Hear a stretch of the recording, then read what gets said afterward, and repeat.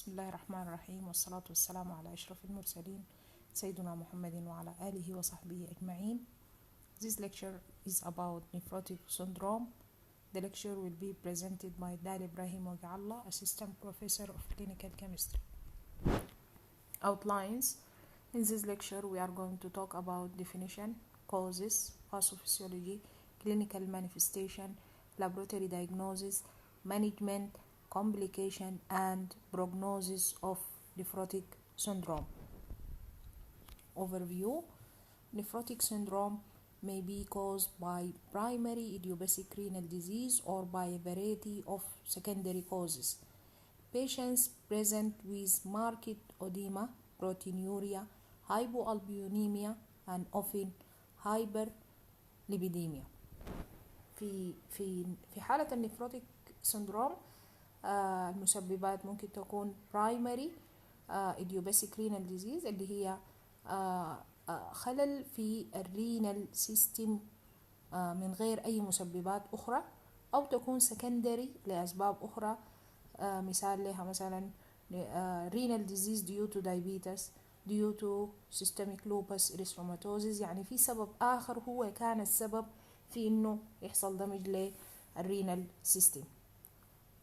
patient present with marked edema، المريض بيظهر عليه أو بيجينا ظاهر عليه إنه هو عنده edema، اللي هو ما يعرف بتجمع السوائل تحت الجلد، بروتينيوريا، ظهور البروتين في البول، هايبوالبيونيميا، نقص الألبيومين في الدم، and often hyperlipidemia، بيكون عنده زيادة في الدهون أو ارتفاع مستوى الدهون في الدم. Nephrotic syndrome is a primary glomerular disease characterized by the following: marked increase in protein in urine, proteinuria, decreased albumin in blood, hypoalbuminemia, edema. The swelling edema can be most noticeable on the face, around the eye, around the feet and ankle, and it is belly and in the belly area or the abdomen. High serum cholesterol and low density lipoprotein, hyperlipidemia. مريض النفروتيك سندروم بيظهر عليه دايما بيجينا، يعني نحن لما نقول نفروتيك سندروم، نفروتيك اللي هو له علاقة بالنفرون أو الكدني، وسندروم هي متلازمة بتشمل لي مجموعة من الأمراض مع بعض أو الأعراض المتصاحبة مع بعض. فهي بتتميز بالآتي: زيادة ملحوظة في مستوى البروتين في البول اللي هي ما يعرف بالبروتينيوريا، أو ما يسمى بالماسيف بروتينيوريا، يعني زيادة في البروتين أو ظهور البروتين بكميات كبيرة في اليورين. decrease albumin in blood، انخفاض مستوى الألبيومين في البلد. edema زي ما ذكرنا هو swallowing due to accumulation of fluid under the skin، ودايما بتظهر لنا في منطقة الفيس، حوالين العين around the eye، في القدم، تحديدا في منطقة الأنكل، and في الأبدومين، و in the abdomen which is known as ascites، ما يعرف بالاستصغاء. دايما مريض النفروتيك سندروم بيكون عنده high serum cholesterol، وبيكون عنده low density lipoprotein، decrease في low density lipoprotein، ال LDL بتكون منخفضة. Nephrotic syndrome can happen when tiny filtering units glomerular within the kidney are damaged. This damage within the kidney allows protein normally kept in the body to leak into the urine, which lowers the amount of protein in the blood. النفروتيك سندروم بيحصل نتيجة لأنه بيحصل دمج للجلاميريولا، والجلاميريولا مهمتها إنها تحفظ البورس بتاعتها، حجمها صغير، بالتالي الألبيومين ما بيحصل له ليكي يطلع في اليورين. لكن في حالة النفروتيك سندروم this porous is increased due to the damage and the protein leak into the urine، البروتين بيطلع في اليورين، وظهور البروتين في اليورين بيؤدي لنقصانه في البلد، ويعاني المريض من هايبو البيونيميا. هنا المريض بيكون عنده نقص في البروتين في الدم. As a definition, nephrotic syndrome is a clinical disorder characterized by marked increase of protein in urine, proteinuria, decrease in albumin in the blood, hypoalbuminemia, edema, excess lipid in the blood, hyperlipidemia. Nephrotic syndrome is characterized by the loss of plasma protein, particularly albumin in urine. كتعريف زي ما ذكرنا النيفروتيك سندروم هو عبارة عن مرض يتميز بالآتي: زيادة البروتين في اليورين أو ما يعرف ببروتينيوريا، نقصان الألبيومين في البلد وهو ما يعرف بهايبوألبيونيميا، ظهور الأوديما، زيادة مستوى الدهون في الدم وهو ما يعرف بالهايبرليبيديميا.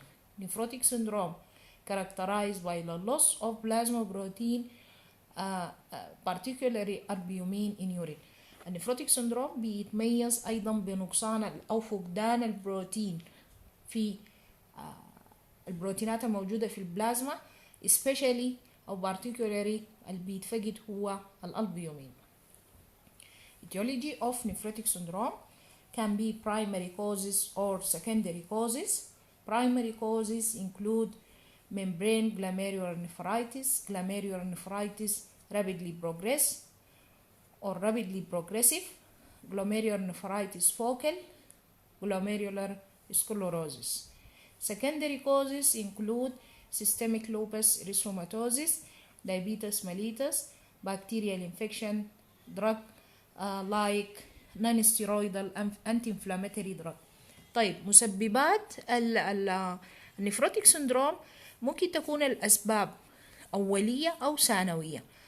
أولية بتعني إنه الخلل في الكدني itself، يعني ما كان في مرض آخر أو أي علة أخرى اتسببت في الجلاميرولر دامج.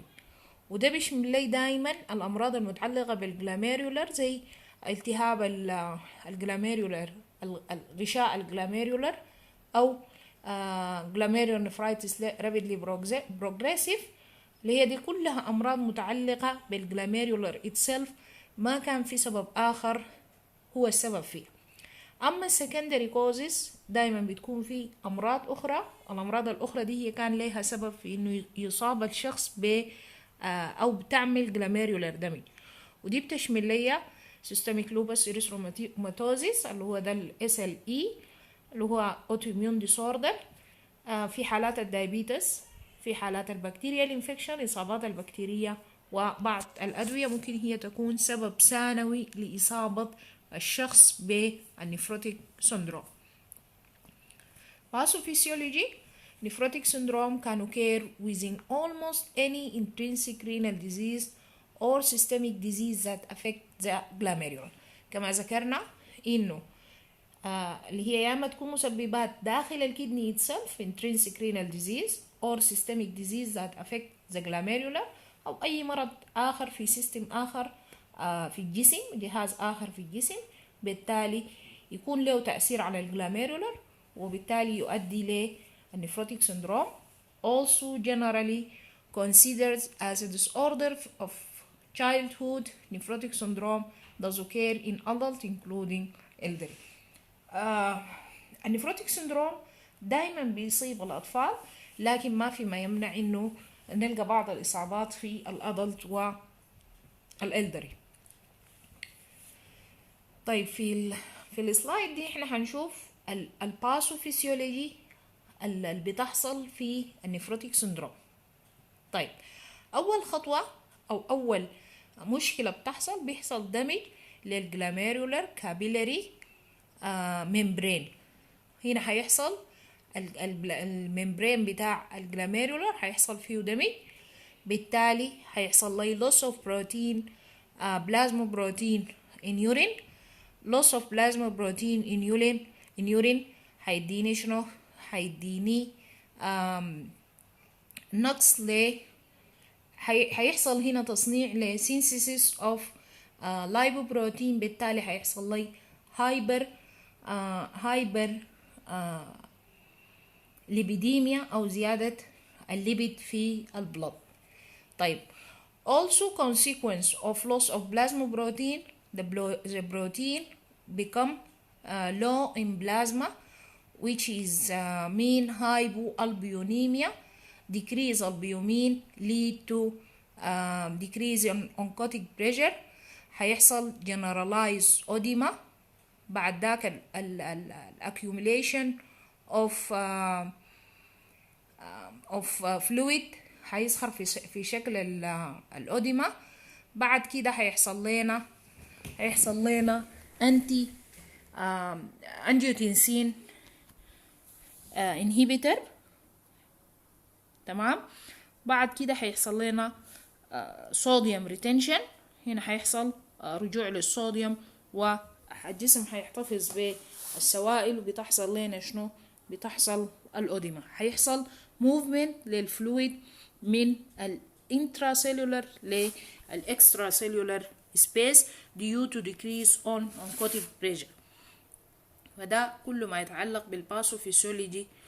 والسبب الرئيسي في الأعراض اللي بتظهر في حالة النفروتيك سندروم هي نقصان البروتين، سواء أدى لتصنيع ليبيد أو كان هو سبب في الكونسيكونس بتاعة الأوديما، يعني هو كان سبب في إنه تظهر لنا الأوديما. clinical manifestation. The major manifesting of nephrotic syndrome is edema. الحاجة الرئيسية اللي بتظهر لنا في المريض اللي بيعاني من النفروتيك سندروم هي الأوديما. It is usually soft and beating and most commonly occur around the eye, preorbital, in the dependent area, sacrum, ankle and hands, and in the abdomen, وهو ما يعرف بالأسايتيك. Other symptoms include malaise, headache, irritability, fatigue, and these symptoms are common. من المانيفستيشن أو الأعراض اللي بتظهر على المريض اللي بيعاني من النفروتيك سندروم، أهم حاجة زي ما قلنا هي الأوديما، ودايما بتكون سوفت وبتكون متركزة في منطقة حوالين العيون، في منطقة الأنكل، في القدم، في اليد، في كفة اليد، وممكن تكون في حوالين منطقة البطن، وده ما يعرف بالأسايتيك. other symptoms بتشمل لي الشعور بالطمام والهيديك والإيريتابيليتي اللي هو القلق والتوتر، وفي بيكون في تعب أو إجهاد في بصورة عامة. ده شكل الأوديما الأوربيتال اللي هي حوالين العيون، ودايما بتظهر في المورنينج، يعني لما الشخص يصحى من الصباح بنلقى في تورم حوالين العيون. زي ما شايفين برضو في القدم التورم برضو حاصل. الأسايتكس اللي هي انتفاخ في البطن due to the accumulation of fluid. ممكن يكون في بلوريال effusion pulmonary edema. ممكن يكون عنده hypertension، أنيميا، dyspnea. بنلقى عنده ESR برضو بتكون مرتفعة. بيكون في abdominal pain وممكن تكون في diarrhea. These are the other manifestation in the patient with nephrotic syndrome. Laboratory investigation. Initial investigation should include history, physical examination, and serum chemistry panel. In clinics, history including identify medication or toxic exposure, risk factor for HIV or viral hepatitis, and symptoms suggesting other causes of edema. Obtain history of diabetes, systemic lupus erythematosus, or other systemic illness. Renal biopsy may be useful in some cases to confirm an underlying disease or to identify idiopathic disease that is more likely to respond to corticosteroid. طيب بالنسبة للإنفستيجيشن، أول حاجة بنعملها بنشوف الهيستوري بتاع البيشنت، بنعمل physical examination، وبالإضافة للسيرم كيمستري بانل اللي هي دي بنشوف فيها البروتين، الليبيد، بروتينيوريا. طيب بالإضافة لأنه نشوفه هل هو تعرض قبل كده لتوكسين أو ريسك فاكتور زي ال HIV أو الفيرال هيباتيتس، وديل كلهم ممكن لأنهم ممكن يؤدوا للأوديما. وناخد الهيستوري بتاع إنه هل جاهو أو عنده دايبيتس أو سيستميك لوبس إريثروماتوزيس، لأنه ديل هم ممكن يكونوا مسببات لسكندري نفروتيك سندروم. ممكن ناخد رينال بايوبسي ودي to confirm underlying disease عشان ما تعرف انه الديزيز ده idiopathic ولا برضو secondary to other disease. ولانه الحته بتاعت معرفته انه هو idiopathic or secondary بيكون عندها دور في الاستجابه للكورتيكوستيرويد اللي احنا بنستعملها كعلاج للنفروتيك سندروم. الكيمستري بانل زي ما ذكرنا انها هي بنعمل شنو؟ بنعمل يورين دي بستيك تو كونفيرم بروتينيوريا، راندوم يورين بروتين كرياتينين ريشيو و this to quantify degree of proteinuria, serum creatinine to rule out acute renal failure, assess glomerular filtration rate, serum albumin assess degree of hypoalbuminemia, lipid panel assess degree of hyperlipidemia. يبقى احنا في اللاب بنعمل شنو؟ بنعمل يورين دي بستيك. اليورين دي بستيك بستفيد منها اني اتاكد انه في بروتينيوريا. بعد كده بعمل راندوم يورين بروتين بعد ما كان الدي بستيك كانت فيها البروتين بوزيتيف، محتاج اعمل كوانتيتيشن او كوانتيفاي اشوف التركيز بتاع البروتين في اليورين قدر شنو، وعشان اشخص انه في نفروتيك سندروم مفروض يكون the ratio of protein creatinine ratio greater than 3 to 3.5، يعني يكون النسبة بتاعت البروتين to creatinine ratio أكتر من 3 أو 3 و5. بعد كده بعمل سيرم كرياتينين، والسيرم كرياتينين to rule out acute renal failure assess glomerular filtration rate, serum albumin assess degree of hypoalbuminemia, lipid panel to assess degree of hyperlipidemia. Laboratory investigation: proteinuria, predominantly albumin exceeding 3 to 3.5 gram per day is sufficient for the diagnosis of nephrotic syndrome. Protein electrophoresis and immune electrophoresis may be performed on the urine to categorize the type of proteinuria. The urine may also contain increased white BCs as well as granular and epithelial casts. A needle biopsy of the kidney may be performed for histologic examination of renal tissue to confirm the diagnosis. Recent study had confirmed the usefulness of serum marker as mean of assessing the disease process. Anti-complement 1Q antibodies are the most reliable marker for assessing disease activity in lupus nephritis. بالنسبة لللابوراتوري انفستيجيشن هنعمل البروتينيوريا و 3 to 3.5 gram per day is sufficient for diagnosis nephrotic syndrome. يعني أنا أول ما أعمل بروتينيوريا وألقاها عبارة عن 3 أو ما بين 3 ل 3 و5 هنا ده طوالي حيكون diagnosis بنفروتيك syndrome. إضافة للبروتينيوريا we can do protein electrophoresis، والبروتين electrophoresis هنلقى اللو في البيومين، وده برضو بيعمل لي كونفيرم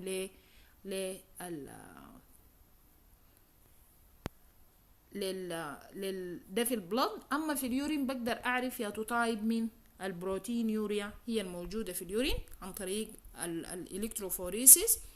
urine may also contain increased white blood cell، كذلك ممكن نلقى زياده في كريات الدم البيضاء في اليورين. وممكن ألقى granular and epithelial cast، ممكن ألقاهم برضو موجودين في الديبوزيت of the urine. محتاج أعمل بايوبسي عشان أعرف شكل الدمج. الهيستولوجيكال examination of renal tissue to confirm the diagnosis برضو بيفيدني. وكذلك هسه حاليا في ماركرز اللي هي بتوريني antibodies، بتوريني إذا كان في autoimmune disorder زي في حالات السيستميك لوبس إريثروماتوزيس. Complication of nephrotic syndrome include hypovolemia, infection due to deficient immune response, thromboembolism especially of the renal vein, pulmonary embolism, acute renal failure due to hypovolemia, accelerate atherosclerosis due to hyperlipidemia, progression to end stage renal disease. المضاعفات اللي بتحصل في المريض اللي بيعاني من النفروتيك سندروم هيكون عنده هايبوفوليميا، نقص الفوليوم بتاع البلد، بيكون معرض للإصابة بالإنفكشن نتيجة للضعف الإميون ريسبونس أو نقص الإميون ريسبونس. ممكن يكون عنده سيريبرو امبوليزم اللي هو سيرومبوزيس في الرينال فين، اللي هي جلطات في الرينال فين. ممكن يكون عنده مشاكل في الرئة واكيوت رينال فيرير لانه السوائل او البلد ما بيقدر يصل في الرئة، وكذلك اكيوت رينال فيرير لانه واحدة من مسبباتها هي الهايبوفوليميا. بيكون معرض للإصابة بتصلب الشرايين نتيجة للأكيوميليشن اوف كوليسترول ونقصان ال LDL اللي هي الكارير فور كوليسترول، بيكون في لو LDL وينكريز increase total كوليسترول. بالتالي المريض بيعاني من مشكلة تصلب الشرايين، زيادة كوليسترول ونقصان ال LDL. ممكن يتطور المرض لأنه يصل ل end stage renal disease. Medical management. The objective of management is to preserve renal function. Treatment of most patients should include fluid and sodium restriction, oral or intravenous diuretics, and angiotensin converting enzyme inhibitor. Some adults with nephrotic syndrome may benefit from corticosteroid treatment. Medical management بتتمثل في انه نحاول نحافظ على وظائف الكلى. والتريتمنت of most patients include fluid and sodium restriction اللي هو نقلل الصوديوم ونقلل الصوديوم والفلويد، صوديوم السوائل والصوديوم نعمل لها restriction عشان نقلل الأوديما. oral intravenous diuretics برضو عشان يقل حجم السوائل الموجود، and angiotensin converting enzyme inhibitors. دي الميديكال مانجمنت بتشمل لها الحاجات دي. ممكن نديهم كورتيكوستيرويد تريتمنت، بنلقى انه في الادلت ممكن يستجيب يعني يحصل لهم استجابة وتحيد من التطور بتاع المرض. المريض برضو ممكن نديه البيومين. intravenous albumin has been proposed to aid diuresis because edema may be caused by hypoalbuminemia and resulting oncotic pressure. ممكن ندي المريض برضو intravenous albumin عشان ما نعادل نقص الالبيومين اللي هو كان سبب في الأوديما والdisturbance of oncotic pressure. corticosteroid or immunosuppressive agent to decrease proteinuria. برضو بنديه كورتيكوستيرويد دراج ومثبطات للإميونوسبريسيف عشان شنو؟ عشان تقلل لنا خروج البروتين في اليورين. Prognosis. The prognosis depends on the cause of nephrotic syndrome. It is usually good in children because minimal change disease response, very well to steroid, and does not cause chronic renal failure. However, other causes such as focal segmental glomerulosclerosis frequently lead to end-stage renal disease.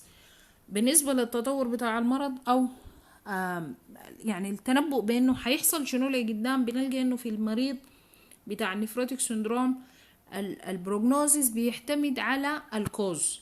فدايما بنلقى في الأطفال ممكن يكون في جود بروجنوزيس. ليه؟ لأنه الأطفال بيكون عندهم مينيمال تشينج، يعني في حصلت تغيرات بسيطة، وديل ممكن يحصل لهم استجابة سريعة بالستيرويد and does not cause chronic renal failure، وممكن ما يحصل لهم تطور للمرض وإنه يتحول ل chronic renal failure.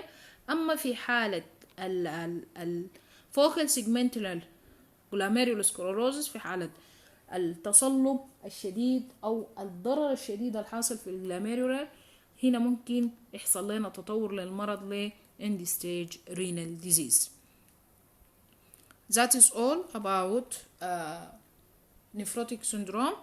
Thank you for good listening and see you in the next lecture.